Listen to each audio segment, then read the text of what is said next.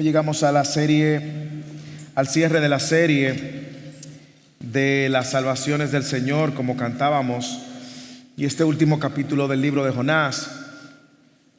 Y es interesante cómo nosotros hemos visto de manera muy marcada a Dios revelándose a sí mismo como el Dios supremo, el Dios compasivo, el Dios grande, el Dios misericordioso.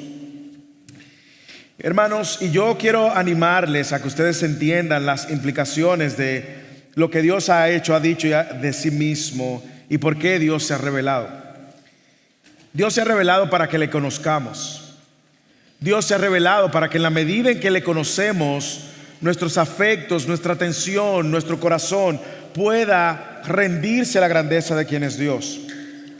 De hecho, déjeme decirle algo: el mundo pagano siempre estuvo fascinado, obsesionado por se puede decir, incognoscibilidad. ¿Qué es eso? Es la incapacidad del hombre conocer a Dios. El mundo pagano estuvo fascinado con estas verdades, y en el mejor de los casos, el hombre, según el mundo pagano, podía estar ahí atentando ver si podía conocer al Dios, al Ser Supremo. De hecho, Platón dijo: es difícil investigar y encontrar al Creador y al Padre del universo, dice Platón. Y si uno lo encontrara, sería imposible expresarlo en términos que todos pudieran entender. Aristóteles también habló de Dios como la causa suprema por todos los hombres soñados y por ningún hombre conocido. El mundo antiguo no dudaba de que hubiera dioses o que hubiera un Dios. El problema del mundo antiguo es que ellos creían que Dios no podía ser completamente conocido. Ellos no creían que Dios podía interesarse en la humanidad. Así que, como usted escuchó, tanto Platón como Aristóteles, teniendo una perspectiva de Dios o de un Dios, llegaban a la conclusión de que ese Dios era imposible de conocer. Sin embargo, lo que nosotros vemos a través de toda la revelación de Dios, no solamente de que Dios se ha revelado, sino que Dios está interesado en que lo conozcamos por medio de la revelación de su palabra. Y de eso ha tratado el libro de Jonás. El libro de Jonás no es la excepción. Yo lo dije al principio de la serie y ahora al final de la serie. El libro de Jonás no trata de Jonás, aun cuando habla de Jonás. El libro de Jonás no trata tampoco del gran pez, aun cuando el gran pez fue el instrumento de gracia para salvar a Jonás. El libro de Jonás no trata tampoco acerca de Nínive, los receptores de esta salvación, aunque habla de Nínive, una nación pagana y malvada. El libro de Jonás trata de la revelación de Dios. Dios revelándose a sí mismo para que tanto Jonás, Nínive y nosotros conozcamos su carácter, sus atributos, su poder soberano para salvar. Así que este último capítulo del libro de Jonás revela a este gran Dios que hoy nosotros adoramos, a este gran Dios que cantábamos. Así como cantábamos las salvaciones del Señor, este libro está mostrando a un Dios soberano en salvar.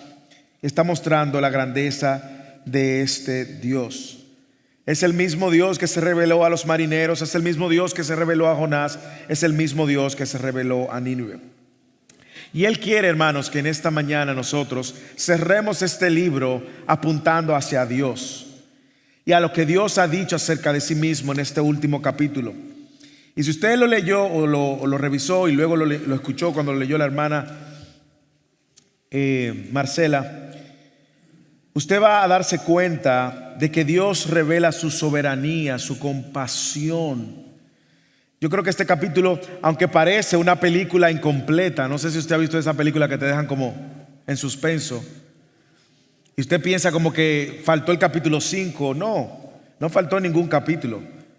Aún en lo incompleto de Dios, Dios está revelando algo de sí mismo. Pero es importante que usted y yo veamos que Dios se ha dado a conocer y que Él quiere que lo conozcan. y que nuestro conocimiento de Dios, escúcheme bien, su conocimiento, el conocimiento que usted tenga de Dios, tiene un impacto directo en la manera como usted vive su vida. Lo voy a repetir. El conocimiento que usted tenga de Dios tiene un impacto directo en la manera como usted viva su vida. Y es lo que hemos visto en el libro de Jonás. Y todo lo contrario también.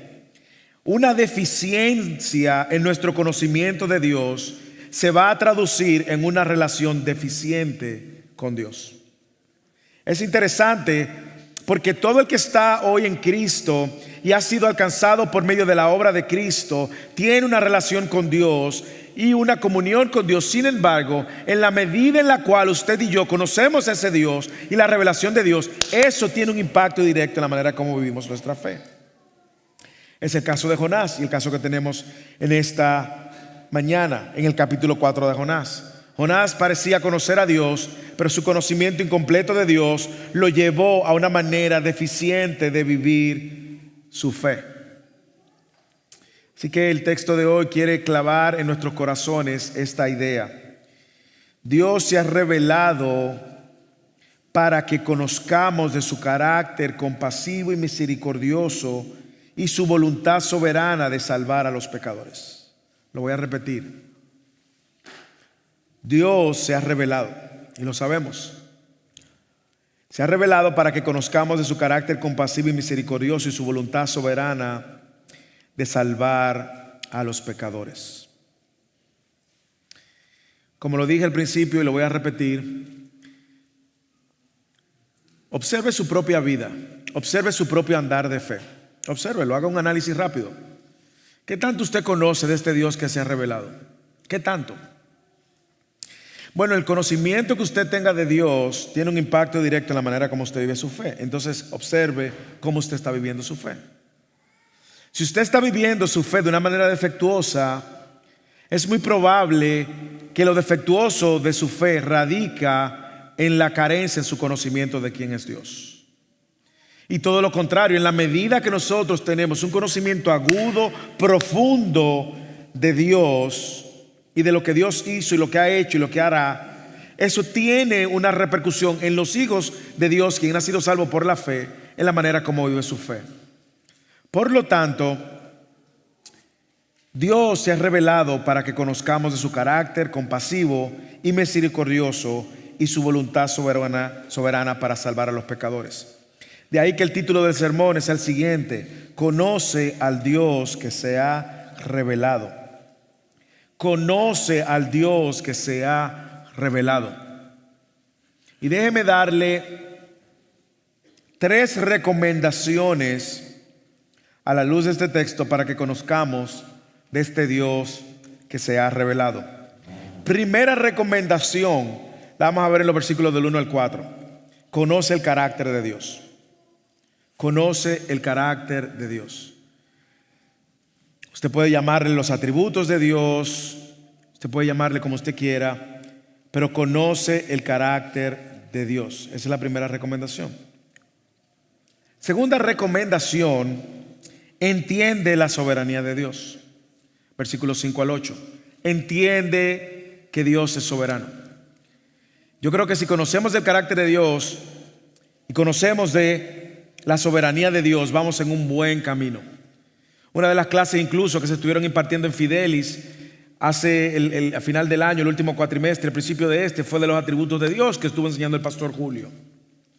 Probablemente una de las clases más importantes en la vida de los cristianos. Conocer los atributos de Dios y el carácter de Dios nos va a dar un entendimiento agudo de quién es Dios, consecuentemente una manera de poder enfrentar la realidad en este mundo caído confiando en ese Dios que conocemos.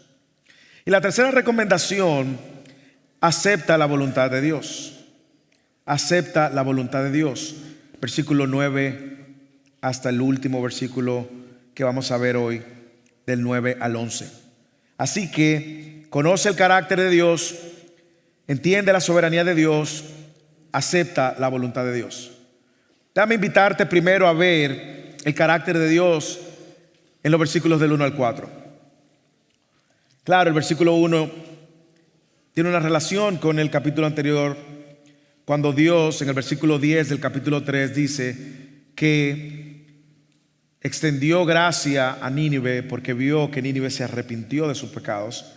Y esto increíblemente desagradó a Jonás. Vea el versículo 1. Pero esto desagradó a Jonás en gran manera y se enojó. Y oró al Señor. ¡Ay, Señor!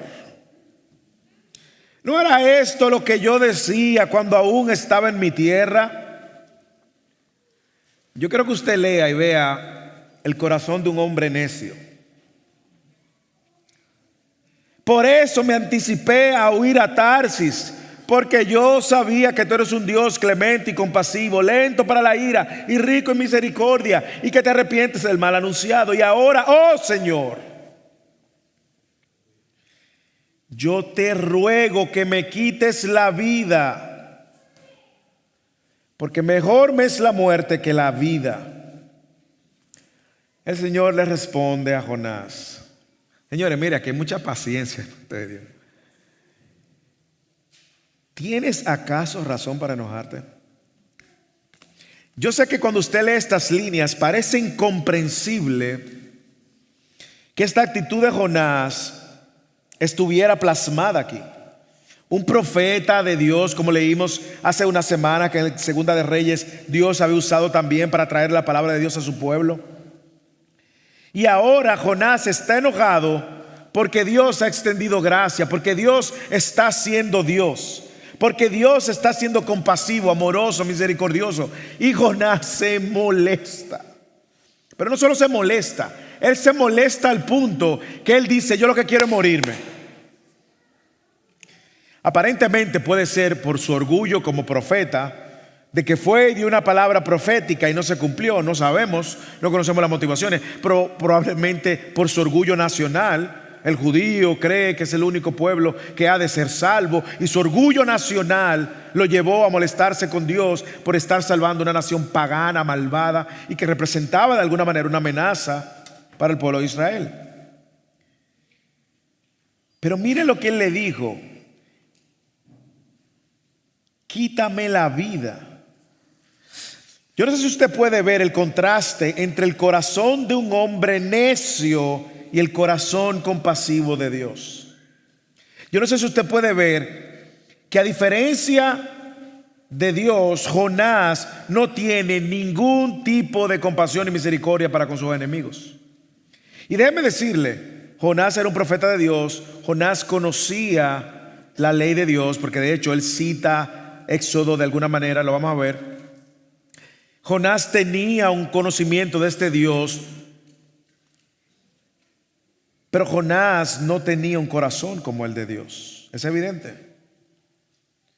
Un corazón egoísta, un corazón orgulloso, un corazón malagradecido.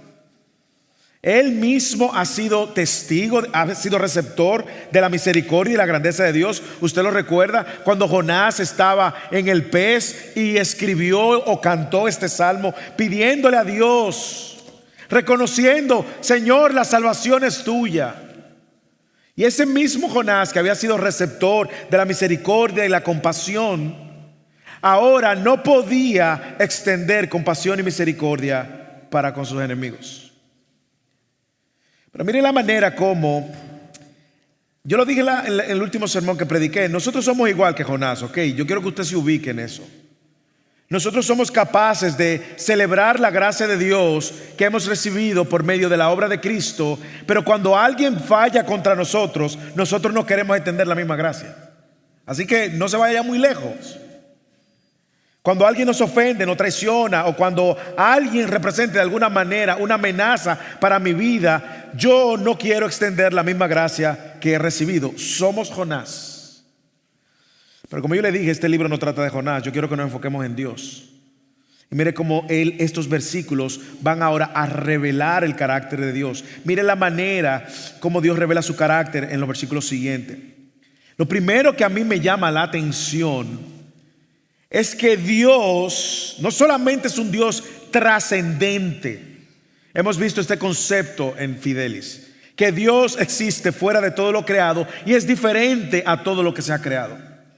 sino también que Dios es un Dios inmanente. Dios está cercano. Lo primero que yo quiero que usted observe es cómo Dios está cercano aún ante un hombre necio como Jonás. Versículo 1. Esto desagradó en gran manera a Jonás y se enojó y oró al Señor. O sea, a pesar de su necedad, Jonás tiene un acceso hacia el oído de Dios. ¿No era esto lo que yo te decía cuando aún estaba en tierra de mi padre? Porque cuando aún estaba en mi tierra, por eso me anticipé a oír a Tarsis. O sea, Jonás, en medio de su enojo, su rabieta, como usted la quiera llamar, yo creo que el texto nos deja claro que también Jonás aún tenía acceso a la presencia de Dios y al Padre. Él le dice: yo sé que tú eres perdonador, yo sé que mira lo que ha sucedido. Jonás admite su desobediencia y más aún reconoce o quiere culpar a Dios por su desobediencia. Dígame si ese no es el día a día de nuestros pecados. Pecamos y siempre queremos culpar a otro. Señor, yo me fui a Tarsis porque yo sabía que tú ibas a perdonar a este pueblo. O sea que tú eres el culpable de mi desobediencia. De hecho, si tú le hubiese mandado juicio a Nínive como le mandaste a Sodoma y Gomorra, yo no me hubiese ido para Tarsis, pero yo sabía, tú eres el culpable. Lo que yo puedo ver aquí es que a pesar de lo muy egoísta que es Jonás, aún así Dios está cerca. Aún así Dios está cerca. Dice: y oró al Señor. Y yo quiero resaltar y recordarnos esto a la luz de esa verdad. Es que nuestro Dios es un Dios cercano. Y quiero hablarles a aquellos que han nacido de nuevo por medio de la obra de Cristo, aquellos que tienen una relación con Dios por medio de la obra de Cristo. En ocasiones nosotros podemos pecar y fallar y creemos que Dios se ha alejado. No. Dios siempre está cercano. Dios siempre está cercano. Y es importante, por eso le decía, nuestro entendimiento de Dios tiene un impacto en la manera como vivimos nuestra fe. Si yo sé y reconozco que Dios está cercano, yo siempre voy a venir a Dios, aun cuando me encuentre en una situación de disgusto. Es importante en nuestra dinámica diaria y nuestra relación con Dios ver que Dios siempre está cercano. Es importante que en medio de nuestras frustraciones nosotros vengamos a Dios porque Dios está cercano. Jonás estaba frustrado, no tenía razón para su frustración, como no la tenemos ninguno de nosotros para frustrarnos cuando las cosas no salen como nosotros queremos. Sin embargo, yo veo a un Dios cercano, un Dios que está cercano. Y si usted nos visita hoy y no tiene esta relación con Dios, Dios también está cercano. Está cercano a una oración de confesión y arrepentimiento y reconocimiento de que Cristo es el único que puede salvarte. Dios tiene la puerta de su trono abierta para sus hijos. Dios está cercano. Y por eso es que Dios invita a sus hijos a que le conozcamos. Hermanos, yo lo he dicho anteriormente, creo que lo dije en la serie pasada.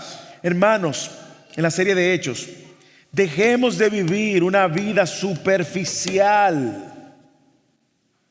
Hagamos el compromiso de conocer a Dios, que se ha revelado y se ha revelado para que le conozcamos.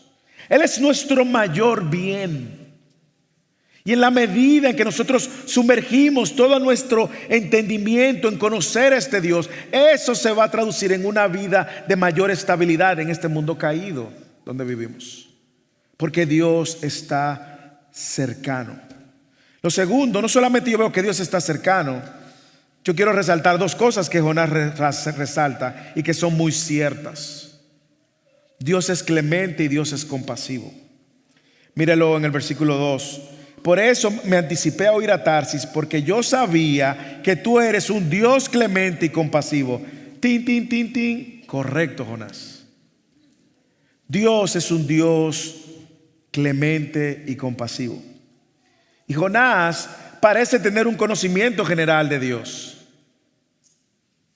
Pero el conocimiento que él tenía de Dios no había transformado su corazón para tener un corazón como el de Dios. Tú eres un Dios clemente y compasivo. Déjeme decirle que Jonás está usando, entienden algunos estudiosos, las mismas palabras que Dios usó cuando se reveló a Moisés en Éxodo capítulo 34, versículo 6. Usted recuerda que Moisés le dijo: Señor, muéstrame tu gloria, yo quiero verte. Le dice: mira, yo voy a cruzar por esta hendidura y voy a revelarme. ¿Y qué dijo Dios? Entonces el Señor pasó por delante de él y proclamó. Esto es Dios diciendo él de sí mismo en Éxodo capítulo 34, que es lo que Jonás está citando ahora. El Señor, Dios compasivo y clemente, lento para la ira y abundante en misericordia y verdad, o fidelidad se puede traducir. Así que lo que Jonás está diciendo es lo que Dios dijo de sí mismo cuando se le reveló a Moisés allá en Éxodo 34. Así que lo segundo que yo creo que vemos del carácter de Dios es que Dios es un Dios clemente. Y la palabra clemente puede traducirse como un Dios lleno de gracia, de bondad, amoroso, lleno de un amor leal también. Y esta es la misma palabra que el Jonás mismo usó en el capítulo 2 para referirse a Dios cuando él estaba en el vientre del gran pez. Entonces, hermanos, yo no sé si usted está viendo que es importante no solamente tener un conocimiento de quién es Dios, es que ese conocimiento pueda transformar nuestra manera de relacionarnos con Dios en este mundo caído donde vivimos. Yo no sé cuántas veces usted ha dicho, ha cantado, ha proclamado que Dios es clemente y que Dios es compasivo. Muy bien. Hoy mismo, la semana pasada, la pregunta es: ¿cuántas veces nosotros nos hemos dejado arropar, abordar, sumergirnos de la verdad de que Dios es un Dios clemente y compasivo? Déjeme decirle cómo nosotros actuamos. Nosotros actuamos sobre la base de un legalismo que nos autocondena. Y por eso yo quiero una vez más apuntarte al carácter de Dios. Cuando un hijo de Dios entiende que Dios es un Dios clemente, es decir, lleno de gracia, ese hijo de Dios no solamente va a recibir esa gracia abrumadora que Dios extiende, sino también que va a extender esa gracia abrumadora a otros que no la merecen. Mire cómo nosotros actuamos. Nosotros pecamos y queremos venir a Dios y justificarnos por nuestras propias obras. Legalista, fariseo. Pecamos y queremos presentarnos a Dios por nuestros propios méritos. Necio. El conocer a un Dios clemente que te ha alcanzado por medio de la obra de Cristo es una invitación que Dios mismo nos hace a correr continuamente al trono de su gracia y recibir el perdón que nosotros no merecíamos. Yo no sé si usted está entendiendo, porque esto tiene unas implicaciones prácticas. Jonás no lo podía entender. Jonás conocía teóricamente: sí, Señor, yo me lo sé todo. Yo sé todo acerca de ti. Es más, Dios, yo sé como tú mismo dijiste que tú te habías revelado a Moisés. Yo lo sé, Dios, yo me lo sé así. Bueno, alguien dijo una vez que la distancia más larga que existe es la de la mente al corazón. Porque muchas veces tenemos este conocimiento teóricamente, pero ese conocimiento no ha trascendido nuestro corazón y mucho menos no le está dando forma a nuestra manera de pensar y actuar. La declaración de Jonás era correcta. Jonás está citando las Escrituras, pero Jonás no puede ver que esa gracia va más allá de su propia vida o de la vida de su nación, sino también que alcanza a una nación pagana. Hermanos, nosotros hemos sido testigos de esa gracia y esa compasión. Hoy mismo en Fidelis estamos viendo la depravación total para poder entender la doctrina de la salvación. Y cuando usted ve la depravación total, que usted ve cuál era la condición en la que usted y yo nos encontrábamos, usted va a tener ojos para admirar la salvación tan grande. Usted y yo hemos sido receptores de esta verdad. El punto es que muchas veces nosotros la conocemos, pero a la hora de la verdad no la aplicamos. ¿Qué fue el problema de Jonás? Nosotros estábamos viendo cómo las Escrituras apuntan a que el hombre está muerto en sus delitos y pecados. Está muerto, un muerto no puede hacer nada. anda conforme la corriente de este mundo. El mundo le atrae, se siente atraído. La vanidad de este mundo le llama la atención. Quiere vivir para el mundo, quiere actuar como el mundo, quiere perseguir los sueños del mundo. Conforme al príncipe de los aires, Satanás, hace y está bajo el dominio de Satanás. Esa es la condición. Y era por naturaleza hijo de desobediencia. No tiene facultad alguna, capacidad alguna de poder obedecer a Dios. Andando conforme los deseos de la carne y de la mente. Es decir, todo lo que quiere, lo hace. Quiere pecar así, peca así. Quiere pecar así, peca así. Todo lo que piensa de mal, lo hace. Y era por naturaleza hijo de ira. Y esa es la realidad. Ese es el mejor cuadro de todo hombre o mujer que está sin Cristo. El versículo 4 dice, pero Dios, que es rico en ¿qué? En lo mismo que está diciendo Jonás. Pero Dios, que es rico en misericordia, por causa del gran amor con que nos amó, aun cuando estábamos ahí muertos en nuestros delitos y pecados, dice el texto, Él nos dio vida. Y dice, por gracia sois salvos. Hermanos, esa gracia de la cual Jonás está declarando es la misma gracia que hoy nosotros cantamos. Es la misma gracia que nos une. Es la misma gracia de la cual nosotros somos receptivos. Entonces, no pongamos ley donde Dios ha puesto gracia. No tratemos de autojustificarnos cuando ya hemos sido justificados por Cristo. Seamos receptores de esta gracia abrumadora. Dejemos que esta gracia moldee nuestro entendimiento. Y le digo y desde que tenga la oportunidad de extender gracia a otros, extienda gracia a otros. Así que Dios está cercano, Dios es clemente, Dios es compasivo, Dios es misericordioso. Mire cómo Él lo expresa de varias maneras: lento para la ira y rico en misericordia, y que te arrepientes del mal anunciado. Los ninivitas estuvieron dispuestos a recibir esta gracia, dispuestos a recibir esta misericordia. Jonás fue receptor de esta gracia también. Sin embargo, él se molestó por esto. Dios es un Dios misericordioso. ¿Qué significa que Dios es un Dios misericordioso? Él lo dice. Él no se deleita en castigar el mal. Él lo expresa de una manera que lo podamos entender. Él se arrepintió. Dios no se arrepiente, ¿ok? Pero es la manera como el autor lo expresa, de que es lento para la ira. Le dio 40 días a Nínive para que se arrepienta. Esa es la manera del autor presentarlo. Dios es rico en misericordia. Dice 2 de Pedro capítulo 3 versículo 9: el Señor no se tarda en cumplir su promesa, según algunos entienden la tardanza, sino que es paciente para con ustedes, no queriendo que nadie perezca, sino que todos vengan al arrepentimiento. Así que el temor del profeta en su egoísmo y su necedad era que Dios extendiera gracia a sus enemigos. Yo no sé si en algún momento nosotros hemos sentido lo mismo por alguien, pero lo que yo veo que el texto y Dios quiere estrujarnos en nuestra cara es que Dios es un Dios misericordioso. ¿Qué significa la misericordia? Bueno, si la gracia es que usted ha recibido algo que usted no merece, la salvación, la misericordia es que usted no recibió lo que usted merece, que es condenación. Y Él está diciendo, Dios es misericordioso. Dios es misericordioso. Así que Dios quiere que nosotros conozcamos esto, porque en un mundo caído nosotros en el que vivimos, no solamente vamos a necesitar recordar estas verdades a nosotros, sino que vamos a tener que ser testigos de esto para con otros. Dios está cercano, Dios es clemente, Dios es compasivo, y yo diría también, hermanos, Dios es paciente.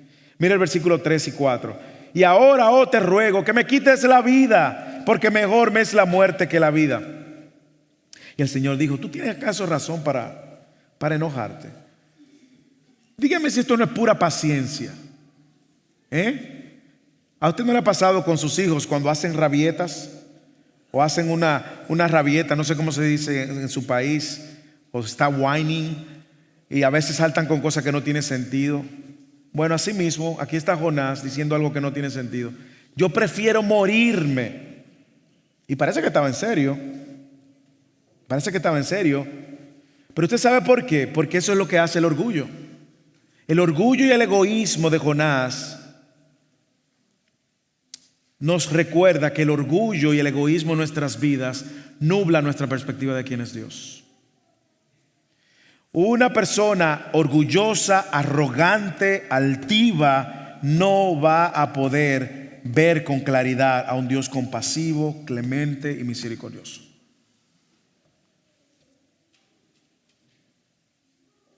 Dios había extendido misericordia para Jonás, también lo había hecho también con Nínive. Y Jonás estaba decepcionado, desmoralizado y quería morirse. Yo no sé las razones, como dije, el orgullo ministerial, quizás él dijo, bueno, yo no quiero ser un profeta que diga una cosa y después no se cumple. No sabemos, pero probablemente nosotros, al igual que Jonás, pecamos como Jonás, cuando en ocasiones ponemos nuestro propio orgullo, nuestra propia reputación, nuestra propia deseos por encima del deseo y la voluntad de Dios. Jonás no le preocupaba tanto la reputación de Dios, sino la suya. ¡Qué necedad! Hermanos, pero igualmente somos de necio. En ocasiones a nosotros nos interesa más nuestra reputación en nuestro nombre a que el nombre de Dios sea dado a conocer. Hermanos, conozcamos quién es Dios. Conozcamos su carácter. Él quiere que le conozcamos. Y hoy que estamos después de la obra de Cristo, vivimos después de la obra de Cristo, vivimos luego del nuevo pacto, recordemos más aún cómo Cristo nos reconcilió con Él y ahora tenemos una relación cercana con Él por medio de Cristo. Disfrutemos de esta relación que tenemos con Dios por medio de la obra de Cristo. Disfrútela, hermanos, usted disfruta eso. Hermanos, usted continuamente medita en esta relación que usted tiene con Dios. Este mundo caído, decíamos hoy, ha afectado incluso la capacidad de nosotros poder conocer a Dios profundamente y deleitarnos. Por lo tanto, tenemos que estar pendientes y ser diligentes en conocer a Dios y la manera como Él se ha revelado. Cada mañana, hermano, recuerde lo bueno que Dios ha sido contigo, lo compasivo que Él ha sido contigo, cómo Dios nos ha dado a lo que no merecíamos y lo que merecíamos no nos lo dio. Cada vez que Dios te muestre tu propia necedad, orgullo, cada vez que tú no quieras extender compasión o gracia con el que te ha ofendido, recuerda a Jonás y recuérdate, yo estoy siendo como Jonás. Pero recuerda a Dios y recuerda que Dios es diferente a Jonás. También, hermanos, porque muchas veces el legalismo gobierna en nuestros corazones. Cuando la culpa del pecado venga a acusarte, cuando la culpa del pecado quiera agobiarte, recuerda la cruz. Recuerda que en la cruz tus pecados fueron borrados. Recuerda que en la cruz Dios extendió una gracia sobre tu vida que no merecías. Recuerda que en la cruz Cristo pagó lo que tú tenías que pagar. Y finalmente quiero dar otra aplicación. No cometamos el error de Jonás. No seamos rápidos en descalificar a aquellos pecadores, enemigos que Dios tiene el poder para salvar. No dejemos que nuestro orgullo nos ciegue. No dejemos que nuestro orgullo no nos permita ver la gracia de Dios extendida sobre otros. Usted lo sabe. Así como Dios te salvó a ti, puede salvar al peor de los pecadores. Así que conoce el carácter de Dios. Segundo, entiende la soberanía de Dios. Yo creo que uno de los puntos más difíciles en la vida del cristiano entender. Yo creo que aquí Jonás lucha con entender cuál es la soberanía de Dios o este Dios soberano. Entonces salió Jonás de la ciudad y se sentó al oriente de la misma. Imagínense el cuadro. Un niño haciendo rabieta. Sale de la ciudad y se sienta a ver lo que Dios va a hacer con Nínive. Allí se hizo un cobertijo y se sentó bajo la sombra de él hasta ver qué sucedería en la ciudad. Dios le dijo que 40 días se arrepintiera. Jonás, me imagino que se sentó aquí esperando a ver si ellos no se arrepintieran o si el juicio de Dios caía de todas maneras. Y el Señor observe la soberanía de Dios en estos versículos, en estos verbos. Mire cuántas veces Él dice: el Señor dispuso, el Señor dispuso, el Señor dispuso. Versículo 6: y el Señor dispuso que una planta creciera sobre Jonás para que hiciera sombra sobre su cabeza y lo librara de su incomodidad. ¿Quién dispuso? Dios. El libro trata de Dios. Dios soberanamente dice: déjame poner una plantica aquí a Jonás para darle una ilustración práctica de la soberanía de Dios, de que yo soy soberano y él no. Versículo 7: pero al rayar el alba del día siguiente, Dios dispuso que un gusano atacara la planta y ésta se secó. Y sucedió que al salir el sol, Dios dispuso un sofocante viento del este, y el sol hirió la cabeza de Jonás, así que él desfallecía y con toda su alma deseaba, esto parece una comedia, deseaba morir y decía: mejor me es la muerte que la vida. Parece un niño haciendo rabietas cuando le quitan su juguete. Jonás continúa en su terquedad, Jonás continúa en su falta de compasión, en su falta de misericordia. Jonás probablemente, no lo dice el texto, pero quizás tenía esperanza de que Dios castigara a Nínive, y sale de la ciudad y se sienta a ver de fuera, a ver de lejos la ciudad. Sin embargo, Dios no reacciona con ira contra Jonás, sino que Dios quiere darle ahora una lección, la soberanía de Dios 1:01. Así que, ¿qué hace Dios? Jonás no tiene derecho. El Señor dispuso enseñarle a Jonás de quién es el soberano. De hecho, es el mismo verbo dispuso que aparece en el capítulo 1, versículo 17, cuando el Señor dispuso a un gran pez que se tragara a Jonás. Así que esta consistencia en mostrar a Dios tomando las iniciativas para tratar con el corazón de Jonás es una referencia muy sutil de la soberanía de Dios. Jonás estaba enojado, y Dios no le respondió a su enojo. Dios le quiso dar una lección. Él no podía ver a Dios detrás. Él estaba centrado en sí mismo. Hermano, y déjeme decirle, porque yo me sorprendo, porque es que lo mismo sucede con nosotros. Es lo mismo. Cuando nosotros estamos en una situación donde las cosas no están saliendo como nosotros queremos, nosotros nos convertimos en el centro de la situación.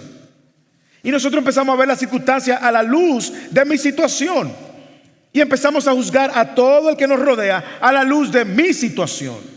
Y ahora el problema es que los demás no están pendientes de mi situación. ¿Usted no lo ha visto? Continuamente.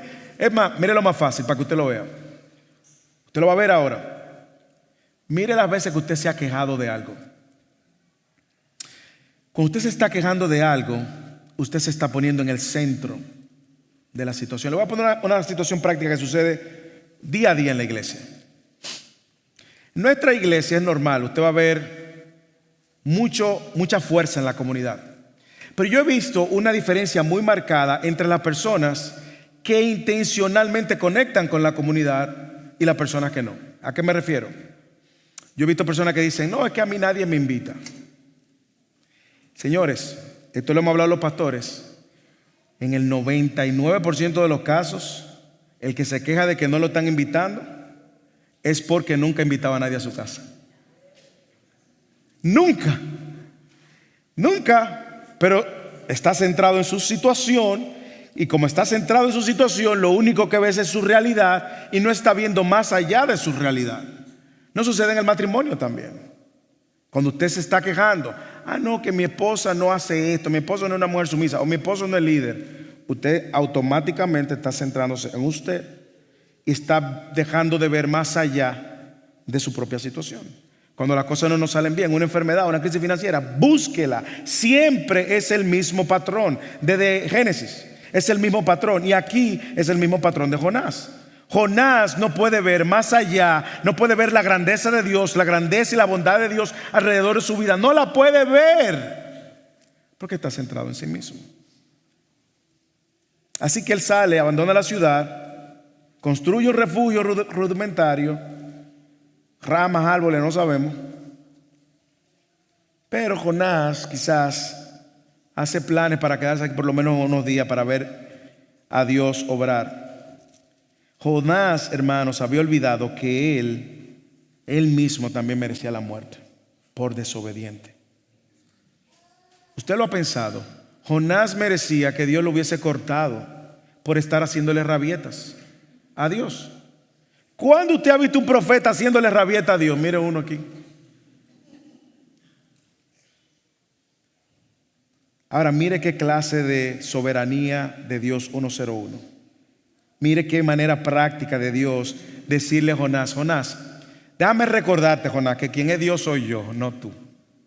Aunque tú te crees Dios. Tú te crees que tú tienes que definir y determinar el juicio para las otras naciones.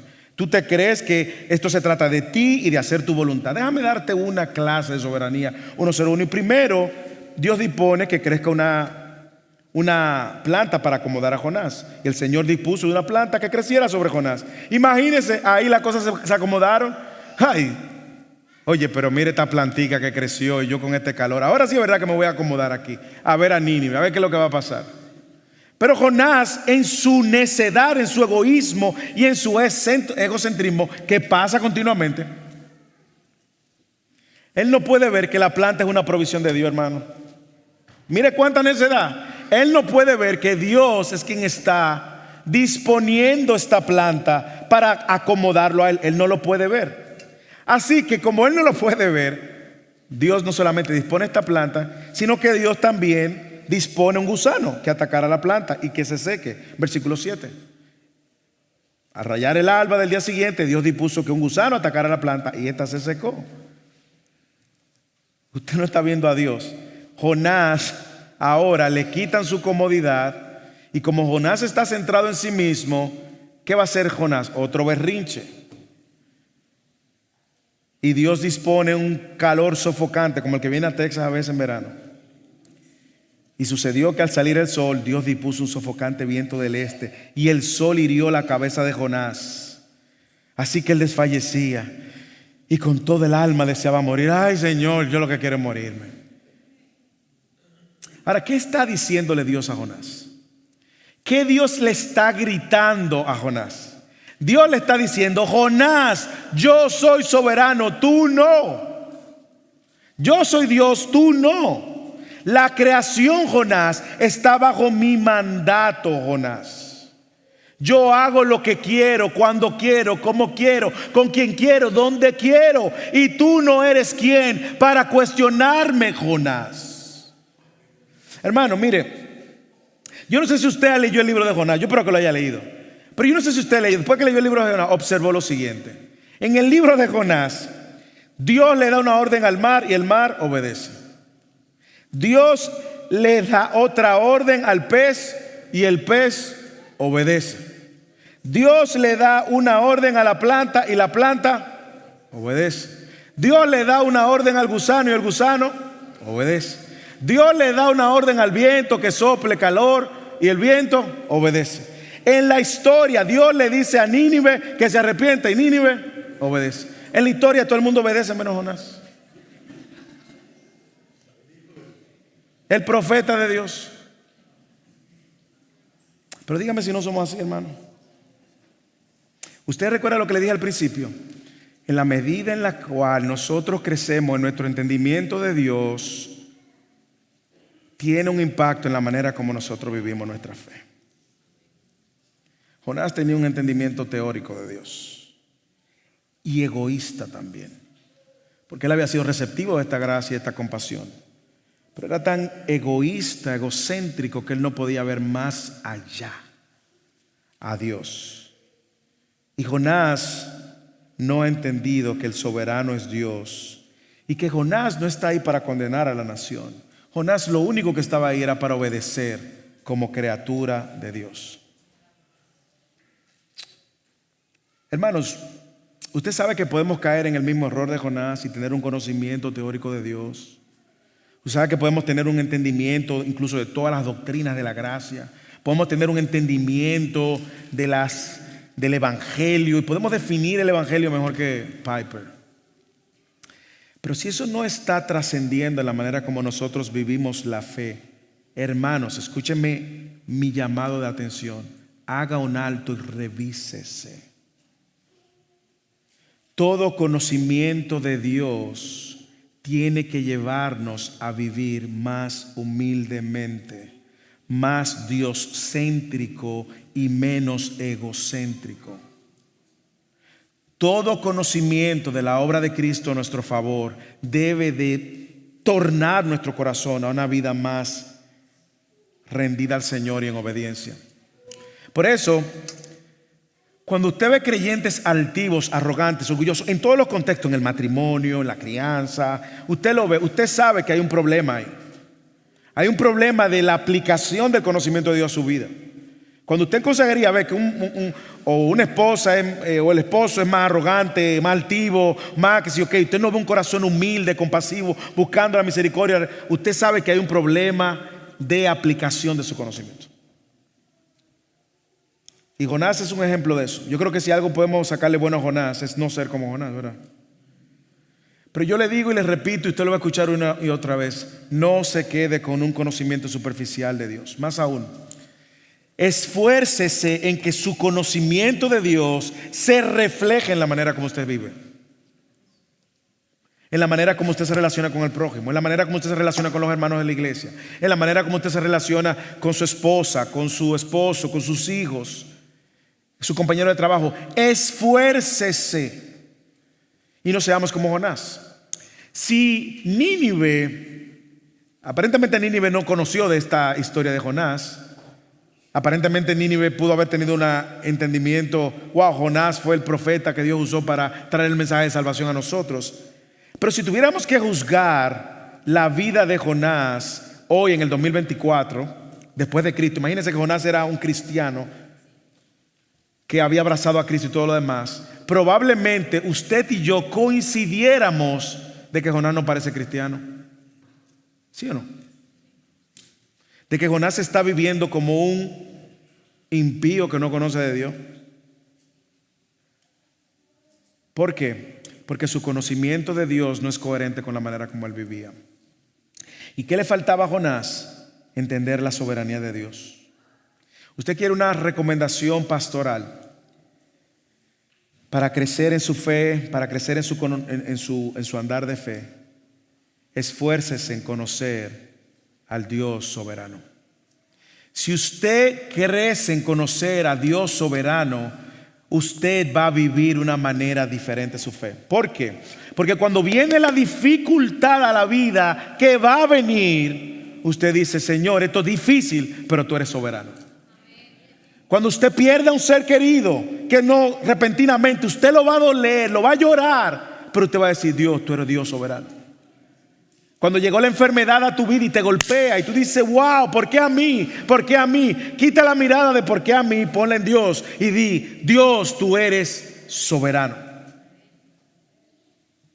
Cuando tú ves en medio de que la crianza, que tus hijos no están en el camino que tú quisieras que ellos estén, y tú quisieras que ellos estuvieran con el Señor, y te duele verlo caminar fuera de los caminos del Señor, aun cuando duelas, aun cuando siga orando, recuerda: Dios, tú eres un Dios soberano. Por lo que le estoy diciendo, el conocimiento de Dios debe llevarnos a una vida eficiente de nuestra fe, no deficiente. Así que conoce el carácter de Dios, entiende la soberanía de Dios y finalmente, quizás lo más difícil, que es la parte práctica, acepta la voluntad de Dios. Hermanos, ¿usted quiere saber cuál es el problema nuestro en nuestro caminar de fe? Es una lucha de voluntades. Usted y yo queremos hacer lo que queremos y continuamente nos rebelamos contra Dios, como Jonás. Mire cómo Jonás ni conocía las prioridades de Dios, ni conocía la voluntad de Dios. Y esto es lo que a Jonás sencillamente lo molesta. Versículo 9. Entonces Dios le preguntó. Yo me imagino esta conversación, honestamente. Yo me imagino a Dios con toda su paciencia diciéndole: ven acá, Jonás, ¿y tú tienes acaso razón para enojarte por la planta? O sea, la planta que tú ni sembraste, tú crees que tú tienes derecho para enojarte por una planta que tú no hiciste nada, ni la sembraste, ni le echaste agua, ni la regaste. Mire la respuesta de Jonás: tengo mucha razón para enojarme, hasta la muerte. Ay, pero qué paciente Dios tú eres. Gracias, Señor, por tu paciencia. Porque ahí lo que él caía era un rayo. Eso es lo que mandaba como el libreto. ¡Bum! Y se acabó la vida de Jonás. Fin.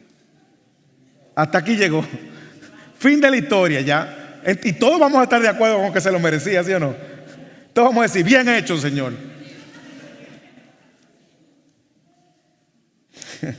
La paciencia de Dios es increíble. Versículo 10. Entonces el Señor le dijo: ¿tú te apiadaste de la planta por lo que no trabajaste ni hiciste crecer, que nació en una noche y en una noche pereció? O sea, ¿tú tuviste algún tipo de compasión por esa planta? Un ser viviente nace, crece, se reproduce y muere.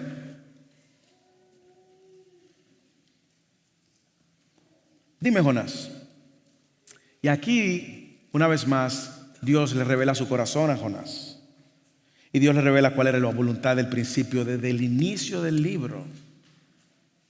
La voluntad de Dios, si usted lee el capítulo 1, versículo 1, como lo vimos, estuvo revelada en el principio del libro. Y Dios le dice: y yo, Dios soberano, clemente, compasivo,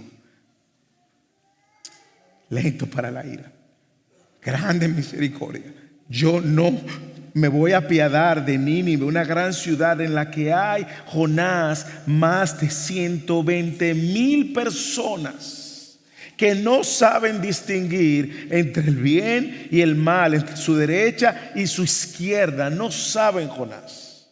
O sea, yo, el Dios soberano, tú no estás entendiendo, Jonás, que mi plan, mi voluntad es salvar. Jonás, es que tú no sabes que yo le dije a Abraham allá atrás que en él iban a ser benditas todas las naciones. ¿Te saltaste esa clase, Jonás? Y una vez más, el texto no solamente está revelando la voluntad de Dios, está revelando el corazón de Dios. Dios es compasivo, misericordioso, soberano. Dios es el Dios que salva. ¿Y usted sabe por qué me emociona? Hermanos, porque Dios ha extendido la misma compasión, misericordia y salvación para conmigo.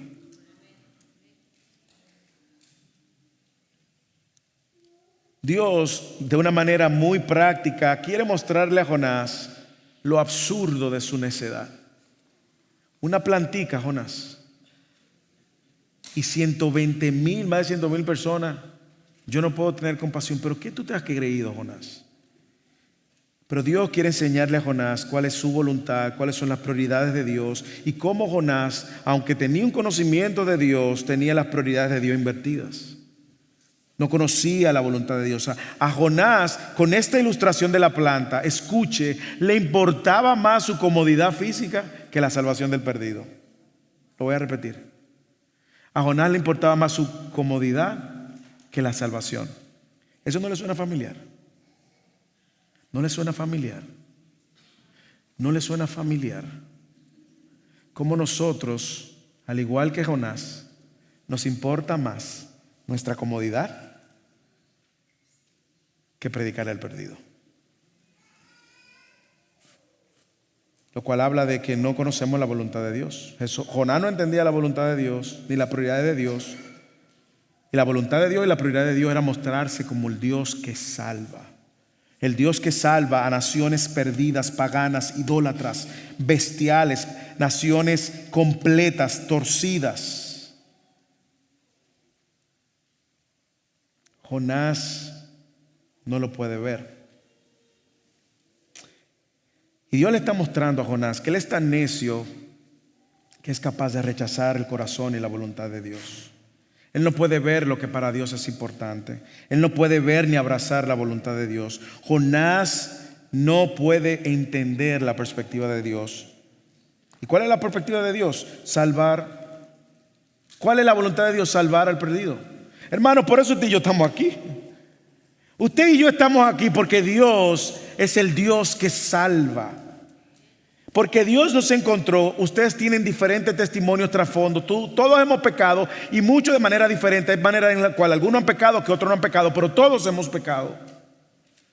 Hermanos, y Dios nos extendió la misma gracia y compasión que le extendió a Nínive.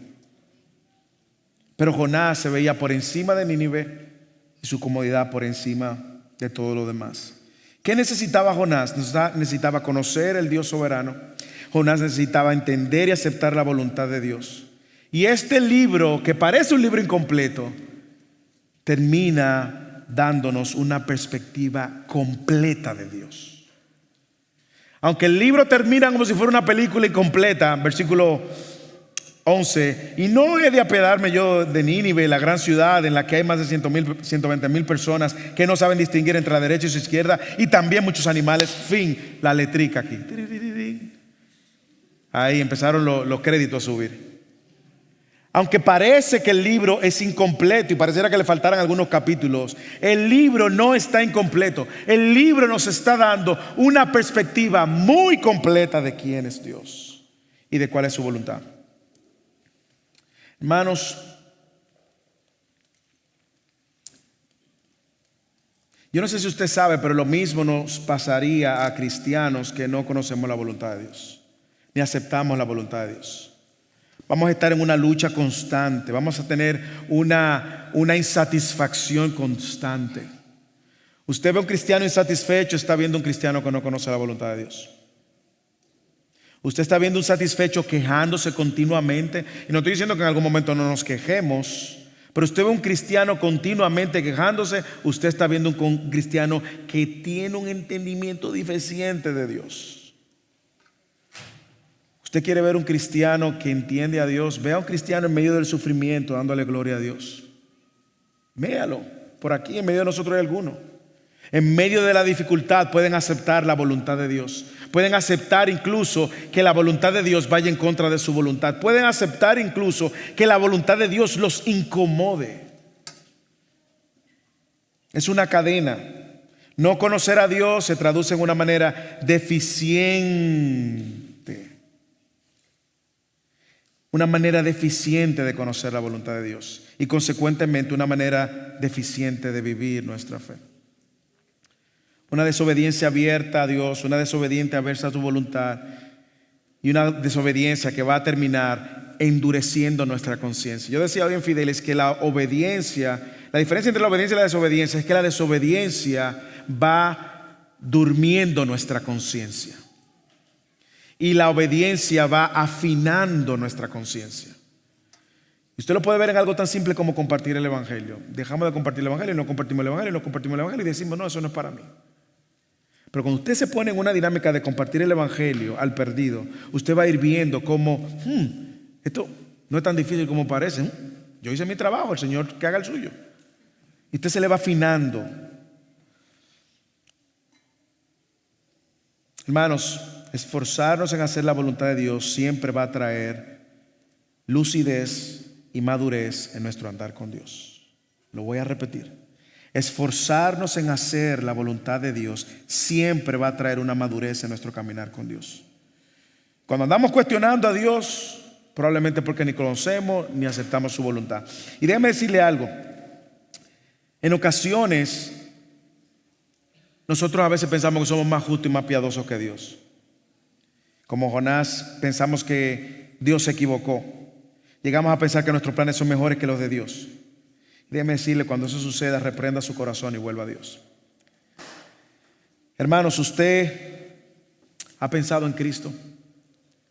Ha pensado cómo Cristo fue completamente diferente a Jonás.